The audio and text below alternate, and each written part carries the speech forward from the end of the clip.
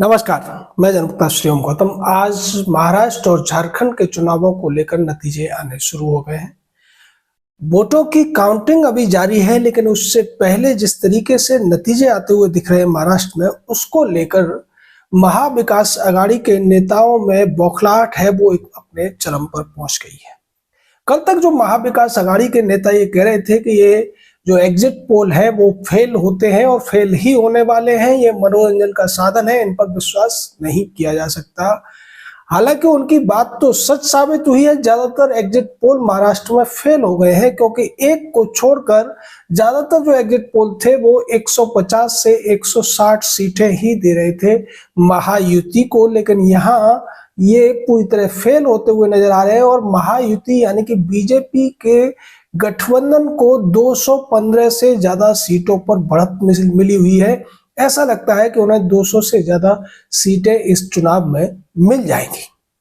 और यही वजह है कि उद्धव ठाकरे की पार्टी के बड़े नेता और महाराष्ट्र के शकुनी कहे जाने वाले संजय राउत एकदम बौखला गए हैं।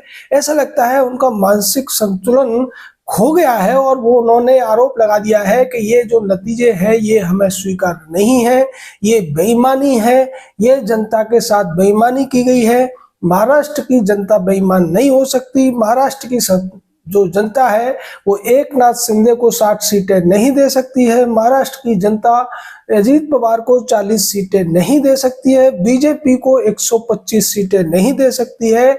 ये जो कुछ हुआ है ये कपट लीला हुई है और ये कपट क्रिया की है नरेंद्र मोदी और अमित शाह ने। ये आरोप लगाते हुए सीधे तौर पर संजय राउत ने चुनावी जो रिजल्ट आ रहे हैं, जो काउंटिंग चल रही है, उसको नकार दिया है।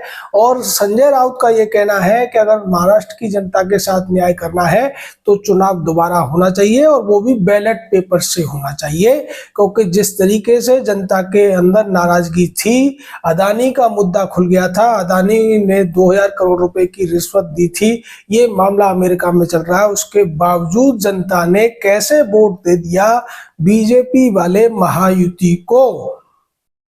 यानी कल तक जो संजय राउत इस बात पर अड़े हुए थे कि उनकी पार्टी की अगर 50 से 55 सीटें आएंगी तो मुख्यमंत्री उद्धव ठाकरे होंगे, चाहे कांग्रेस और एनसीपी की सीटें ज्यादा आए। लेकिन अब यहाँ ऐसा दिखता है कि ये तीनों ही पार्टियां, महाविकास अघाड़ी की तीनों पार्टियां मिलकर भी 60 सीटें नहीं ला पा रही हैं। जहां हर पार्टी अपने लिए 60 सीटों का दावा कर रही थी, अब वहीं तीनों पार्टियां मिलकर भी 60 का आंकड़ा छूता हुआ मुश्किल हो रहा है।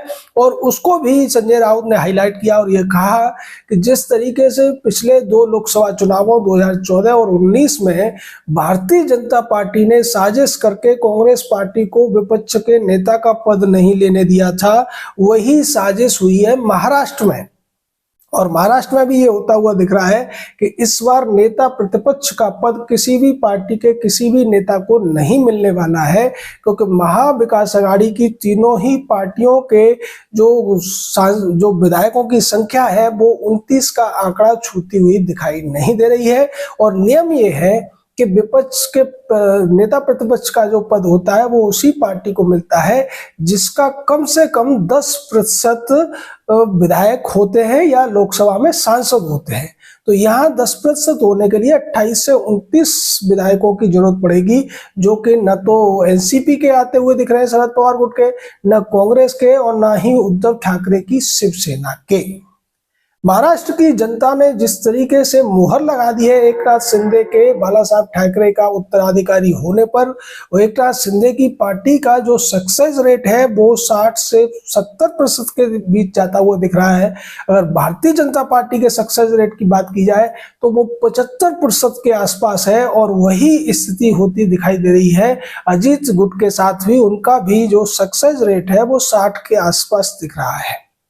यानी ये जो विधानसभा का चुनाव है ये लोकसभा का एकदम उलट है। और इसी वजह से संजय राउत एकदम बौखला कर प्रेस कॉन्फ्रेंस करते हैं। वो इस पूरे के पूरे रिजल्ट को ही बेकार बता देते हैं, इस मतदान को बेकार बता देते हैं और बेईमानी का आरोप लगाते हुए नजर आ रहे हैं। वो कहते हैं ये हमें मंजूर नहीं है। पहले इन्होंने बंबई जेब में रखने की कोशिश की, अब पूरे महाराष्ट्र को ये अपनी जेब में रख रहे हैं, जो कि सीधे तौर पर जनता के साथ बेईमानी है। हालांकि अभी और आगे रिजल्ट की घोषणा के बाद उनकी क्या स्थिति होगी ये तो केवल कल्पना का विषय है, क्योंकि अभी संजय राउत बाहर आए हैं, उसके बाद राहुल गांधी की तरफ से भी बयान आएगा और वो भी इसको पूरी तरीके से ईवीएम का खेला बताएंगे। उसी तरह से जिस तरीके से उत्तर प्रदेश में भी समाजवादी पार्टी हारती हुई नजर आ रही है, भारतीय जनता पार्टी 9 सीटों में से 6 से 7 सीटें लेती हुई दिख रही है, तो अखिलेश यादव भी इसी तरह ईवीएम पर आरोप लगाएंगे। लेकिन जब झारखंड मुक्ति मोर्चा और कांग्रेस जीत रही है, लेकिन वहां ये कहेंगे कि वहां जनता ने वोट दिया है, वहां ईवीएम सही काम कर रही थी।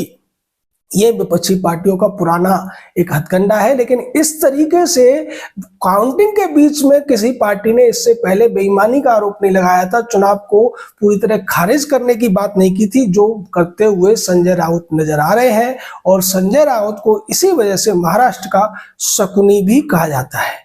अब चुनाव परिणाम लगभग 1-2 घंटे में आ जाएंगे, लेकिन उससे पहले शिवसेना उद्धव ठाकरे की तरफ से इस तरीके के दावे किए जाना, इस तरीके के आरोप लगाए जाना, ये दिखाता है कि आने वाले 1-2 दिन में इस तरीके की बातें और ज्यादा जोर शोर से होती दिखेंगी। जय हिंद, जय भारत।